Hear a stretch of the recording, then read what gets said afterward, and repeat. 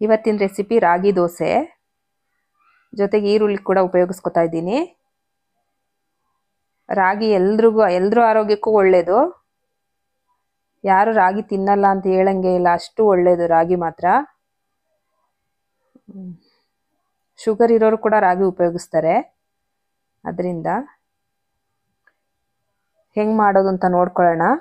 ಅದಕ್ಕೂ ಮುಂಚೆ ನನ್ನ ಚಾನಲ್ ಸಬ್ಸ್ಕ್ರೈಬ್ ಮಾಡ್ಕೊಳ್ಳಿ. ವಿಡಿಯೋ ಇಷ್ಟ ಆದರೆ ಒಂದು ಲೈಕ್ ಕೊಡಿ. ರೆಸಿಪಿ ಇಷ್ಟ ಆದರೆ ಒಂದು ಶೇರ್ ಮಾಡಿ. ಇವಾಗ ಹೆಂಗೆ ಮಾಡ್ಕೊಳ್ಳೋದು ಅಂತ ನೋಡ್ಕೊಳ್ಳೋಣ. ಒಂದು ಪಾತ್ರೆ ಇಟ್ಕೊಂಡಿದ್ದೀನಿ. ಒಂದು 1/4 ಗ್ಲಾಸು ಉದ್ದಿನಬೇಳೆ ಹಾಕ್ಕೊಂಡಿದ್ದೀನಿ. ಅದೇ ಗ್ಲಾಸಲ್ಲಿ 1/4 ಗ್ಲಾಸು ಹೆಸರುಬೇಳೆ ಹಾಕ್ಕೊಂಡಿದ್ದೀನಿ. ಸ್ವಲ್ಪ ಮೆಂತ್ಯ ಹಾಕೋತೀನಿ. ಅದೇ ಲೋಟದಲ್ಲಿ ಅರ್ಧ ಲೋಟ ಅವಲಕ್ಕಿ ಹಾಕೋತಿದ್ದೀನಿ.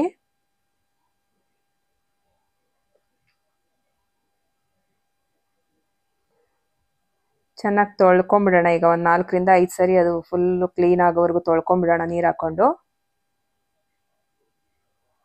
ನೋಡಿ ತೊಳೆದಿಟ್ಟಿದ್ದೀನಿ. ಈಗ ಅದು ನೆನೆಯೋಷ್ಟು ನೀರು ಹಾಕ್ಬಿಟ್ಟು ಒಂದು 6 ಗಂಟೆಗಳ ಕಾಲ ನೆನೆಯೋಕೆ ಇಟ್ಬಿಡೋಣ.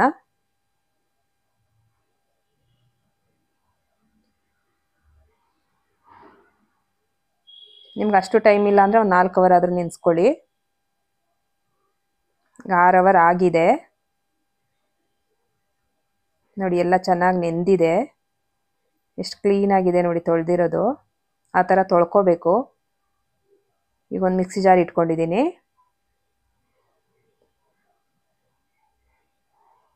ಮಿಕ್ಸಿ ಜಾರ್ ಒಳಗಡೆ ಈಗ ನೆನೆಸಿದಂಥ ಅಕ್ಕಿ ಅವಲಕ್ಕಿ ಇದೆಲ್ಲ ಹಾಕೊಂಬಿಡೋಣ, ಬೇಳೆ ಎಲ್ಲ.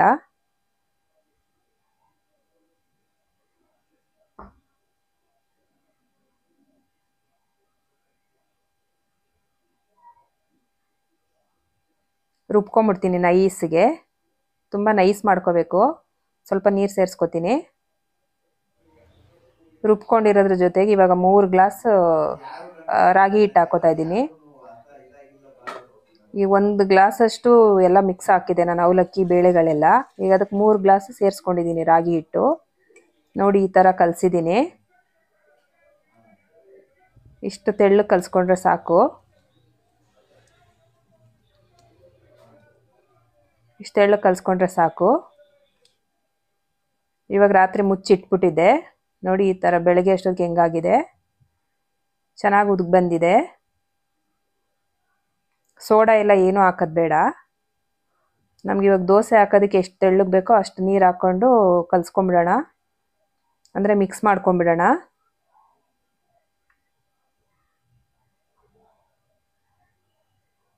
ನೋಡಿ ಎಷ್ಟು ಚೆನ್ನಾಗಾಗಿದೆ. ಇವಾಗ ಸ್ವಲ್ಪ ಉಪ್ಪು ಹಾಕೋತೀನಿ. ರುಚಿಗೆ ಎಷ್ಟು ಬೇಕೋ ಅಷ್ಟು ಉಪ್ಪು ಹಾಕ್ಕೊಳ್ಳೋಣ. ನೀಟಾಗಿ ಮಿಕ್ಸ್ ಮಾಡ್ಕೊಳ್ಳೋಣ. ಸೋಡಾ ಎಲ್ಲ ಏನು ಉಪಯೋಗಿಸೋದು ಬೇಡ. ಹಾಗೆ ಚೆನ್ನಾಗಿದೆ. ತವಾ ಕಾಯಕ್ಕೆ ಇಟ್ಟಿದ್ದೀನಿ. ಸ್ವಲ್ಪ ತುಪ್ಪ ಹಾಕ್ಕೊಂಬಿಡ್ತೀನಿ. ದೋಸೆ ಹಾಕ್ತಾಯಿದ್ದೀನಿ.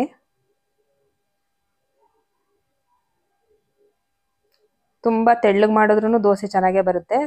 ನಾನು ಸ್ವಲ್ಪ ದಪ್ಪ ಮಾಡ್ಕೊತಾ ಇದ್ದೀನಿ. ಆನಿಯನ್ ಹಾಕ್ತೀನಿ ಅಂದ್ಬಿಟ್ಟು ಅದಕ್ಕೊಂದು 2 ಪೀಸ್ ಮೆಣಸಿನ್ಕಾಯಿ ಹಾಕ್ಕೊಂಡಿದ್ದೀನಿ. ಸ್ವಲ್ಪ ಕೊತ್ತಂಬರಿ ಸೊಪ್ಪು ಹಾಕಿದ್ದೀನಿ.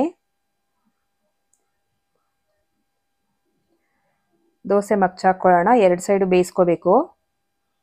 ನೋಡಿ ಎಷ್ಟು ಚೆನ್ನಾಗಿ ಬೆಂದಿದೆ. 2 ಸೈಡು ಬೇಯಿಸ್ಕೊಂಡ್ರೆ ಸಾಕು.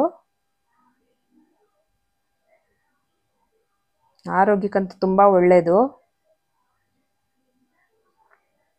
ಚಟ್ನಿ ಜೊತೆನೂ ತುಂಬ ಚೆನ್ನಾಗಿರುತ್ತೆ. ಗೊಜ್ಜುಗಳು ಯಾವುದಾದ್ರೂ ಕಾಳು ಗೊಜ್ಜುಗಳು ಮಾಡಿಕೊಂಡ್ರೂ ತುಂಬ ಚೆನ್ನಾಗಿರುತ್ತೆ. ಜೊತೆಗೆ ಮೊಸರು ಜೊತೆನೂ ತಿನ್ಬೋದು. ನಾನು ವೆಜ್ ಕುರ್ಮಾ ಜೊತೆ ತಿಂತಾಯಿದ್ದೀನಿ.